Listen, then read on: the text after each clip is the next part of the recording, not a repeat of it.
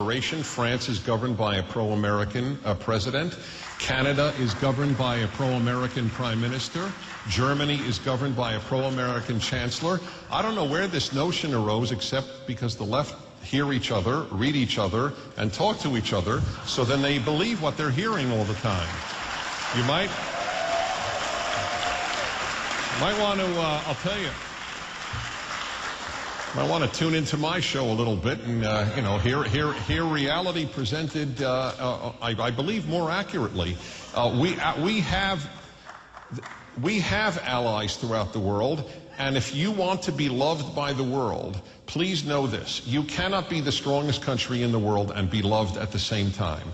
For the left, it is a very, and this is a fascinating psychological thing. I think that people on the left want to be loved a great deal. I think that that is one of the unifying aspects. I don't. I want my children, I want my family, I want my wife, I want my parents and my friends to love me. I don't expect the world to love America. I want America to do what is right, not to work to be loved.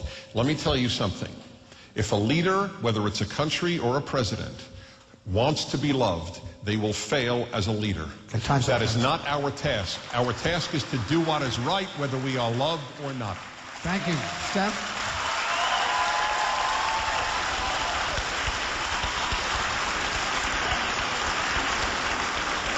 Dennis, I just want to say that I love you, and I listen to your show every day in my negligee. And Stephanie loves me. That's a big deal. I love you very much. Next question for Dennis. In regards to nuclear weapons, under what conditions should nuclear weapons ever be used? In my opinion, off the top of my head at this moment, I would say only as a form of mutual assured destruction. We should not use them. It should be off limits. We do not want to ever be a first-use country.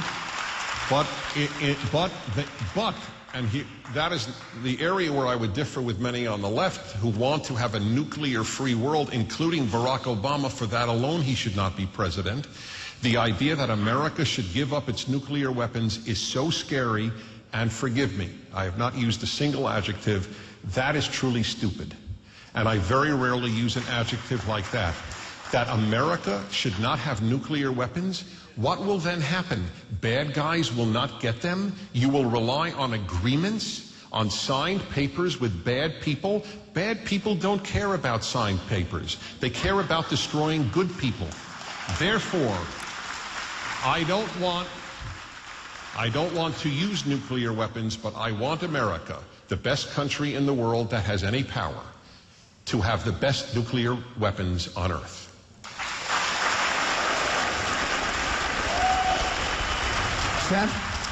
You know, as you guys probably know, I was drinking during the debate, so did I miss the part where Barack Obama said, I want to give up all our nuclear weapons? He didn't say it tonight. He has said it often otherwise. You know, some on the right, Dennis, have also said, let's make Iran listeners into a parking lot, which, yeah, I don't think there'll be any reaction to that, do you? You know, I mean, again, this is the hyperbole. Barack Obama has never said he wants to get rid of all our nuclear weapons. Would we all, you know, ideally like a nuclear-free world? Yes, but I don't believe he's ever said that, you know, so thank you. Well, okay. A nuclear-free world, since the world includes America, means a nuclear-free America. Dennis? Okay, guys. We only have a few minutes left, so we want to get on to the next question. Dennis, imagine there's no heaven, a brotherhood of man. Sing with me. We have to get to the issue that's on everyone's mind, and this will be for Stephanie. What are the differences between the McCain and Obama financial crisis solutions, and which one should we operate under, for lack of a better term? Well, I think the American people in the polls have spoken on that. That's why McCain is dropping like a rock. You know, the guy who told us he doesn't understand much about the economy has pretty much been proving it. And, you know, I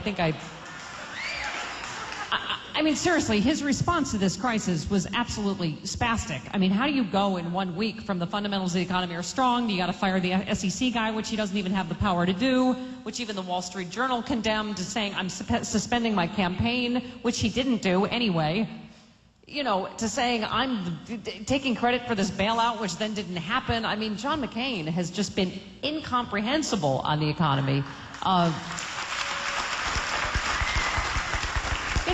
As a lot of right-wing publications have talked about, and like I say, I cited this, The Economist, and this is a wide swath of economists, Republican and Democrat, and Barack Obama's ahead about 15 points in the polls on who'd be better in the economy. Among economists, Republican and Democrat, like I say, he's ahead 80% to 8% over John McCain on who'd be better on the economy. So I think that one's a slam dunk, which is why, the McCain camp is going so dirty now. Dennis? Well, as it happens tonight, not in so many words, so and since I'll never make up consciously a quote, Barack Obama also said that essentially the United States economy will pull through, and he didn't use the word fundamentals, but said that at bottom, or whatever the words were, it is strong. And you do want people who lead your country. They're torn. Leaders have an obligation that those of us who comment on leaders don't have. They have to lead. We just have to comment. And leaders can't just give dark pathological or dark pathology reports to the American people. And so they're torn, and I believe both of them are torn in this regard. I don't know what the difference is on the specifics of this bill, because both were for the bill. But I don't think it's fair to say he did nothing. I didn't know what he did till Joe Lieberman, whom you can now boo. Joe Lieberman, okay. And Joe Lieberman came on my show to tell me that he was present there and saw what an extremely important role, pivotal role, John McCain played. Okay. I know everyone you differ with is a liar. Did he get his tongue out of McCain's ear long enough to say that? Okay. I didn't hear that. Okay. Stephanie, 60 seconds. I'm sorry? I'm done on that one. Okay. Fine, all right. Joe Lieberman, Steph, here's please. a question for you. Who's it for? It's for Stephanie this time. I'm sorry. Let's talk about taxes. Obama has proposed raising taxes on people who earn over $250K. What's your take on that? Just you, Fritz. Sorry. Weathermen make too much money.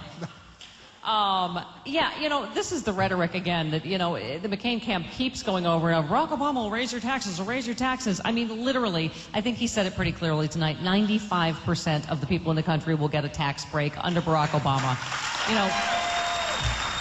Again, if you haven't figured out by now that the Bush-McCain policies only benefit the top 1%, then I don't know what to tell you.